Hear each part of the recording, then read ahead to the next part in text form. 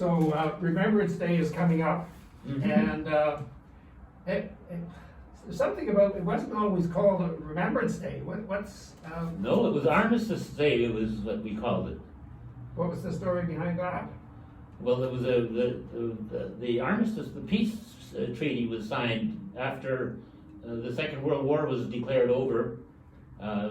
They declared November the 11th as the day of the armistice. Yeah, I think there must have been signatures there with Churchill and Roosevelt and Stalin. It goes back maybe a little bit to World War Yeah. One. Yeah. With Armistice Day, November 11th, 11th hour. Yeah. But yeah, so did you when you were in the reserve? Did you celebrate that or anything? Did you have any? They call them parades at that particular time. No, we didn't have any parades that I remember.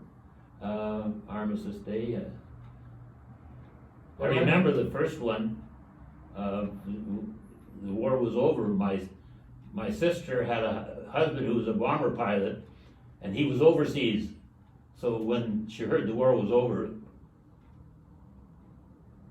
she was pretty glad.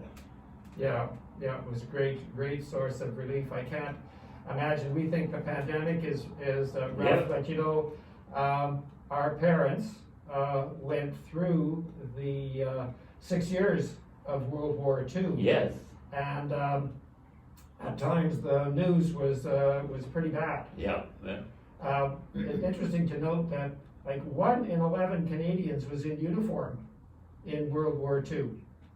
Like we were a country that we have a pretty spectacular military history. So we're taking us back to our retirement now, and it's quite a transition after your career in the CBC. How many years did you spend at the CBC in total? 38. That was a 38-year career, and I enjoyed it. I enjoyed it so much, Ed, that they could have paid. I could have paid them for the fun instead of having a salary. It was really good. That's wonderful. So what are your interests now that you're retired, and what's keeping your mind occupied these days? Oh, I enjoy my physical hour walk every day, and with my eyesight having gone bad, I don't watch much TV, and when I do, I get a chair 6 inches in front of it. So and I can't read the newspaper anymore, so my wife is kind enough to read the sports stories that I read. I can make out a headline if it's an inch tall, and I say, read me this curling story, or read me this and that. Have you tried large print books? Is that would that? I haven't gotten into that yet, but maybe I will. One of the things that I've discovered in the last couple of months is the audiobooks. Okay. And I'm downloading them from the public library. And so you just put on the earbuds and you just listen. Listen to the book. Listen to the book, and I'm they're going to very. It's very relaxing, and I'm going to do that. It fills up the time because it's kind of scary. You look at a book and it's oh my goodness, 11 hours. Do we get through this? Okay. We do have the time these days, so that finding the time is not really the problem. So how are things going with the family and friends during this?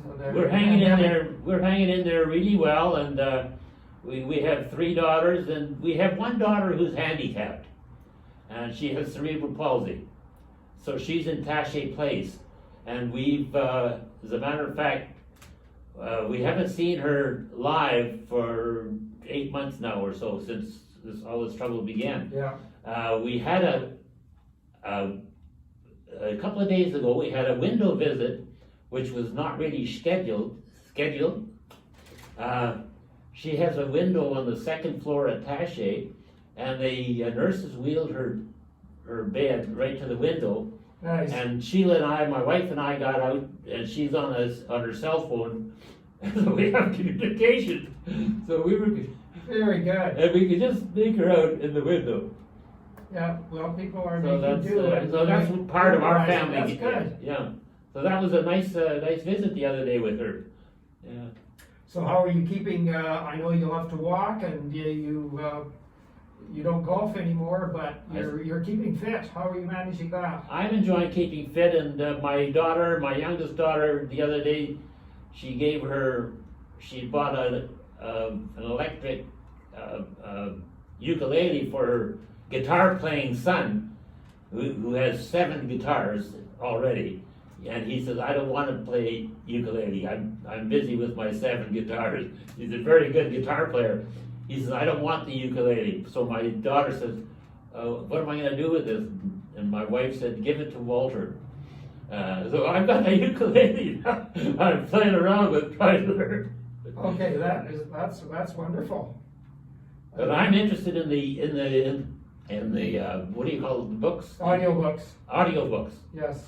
Well, we'll Yeah, do a little that's- bit. I'll give you some more information about them. That sounds exciting. In our family, it's kind of interesting how the music seems to be filling in part of the time. The wind instruments are not encouraged in the band program at school, so one of our granddaughters, the eldest one, is taking up the violin. Another one in Beausejour has brought the cello home from school, so she plays the guitar a little bit already, takes piano, and she's starting on the cello. Oh, great. So, and we've heard the first few chords of the cello yesterday, so that's pretty exciting. So just to finish up, Walter, we got some words of wisdom from the 5th floor here. Oh, I wish I had something I could say about the virus. I think we just have to hang in there. They say it's supposed to be worse the second time, and we're looking forward to a vaccine. We know the medical people are doing a tremendous job. Every day they say they're learning more and more and more about it. So Yeah. hopefully we'll have a needle, for the next every wave. Good. So what about the General Society? Got words of wisdom for the General Society? For general what? For the General Society out there, the people Oh, that you words see of when you're wisdom? shopping and seeing people out there without masks. So, hang in there, and things can only get better. Okay. Well, thank you, Walter. Okay, Walter is going to tell us about some of his memorabilia from his flying days. Walter, what have we got here? Well, I guess the biggest item, Ed, is here's an oxygen mask, and my helmet, and it's for my radio work with the towers, and then you plug in for your breathing oxygen.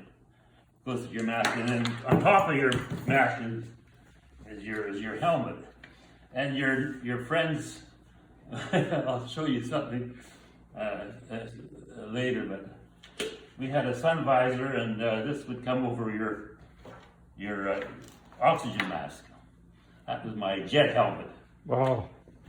And one of my proudest moments, Ed, being in learning the jets, getting my wings at Portage la Prairie. I'm 50 miles from home, and I was allowed to have my mother pin my wings on me. And my mother was 59 years old. Beautiful. And she pinned my wings on me.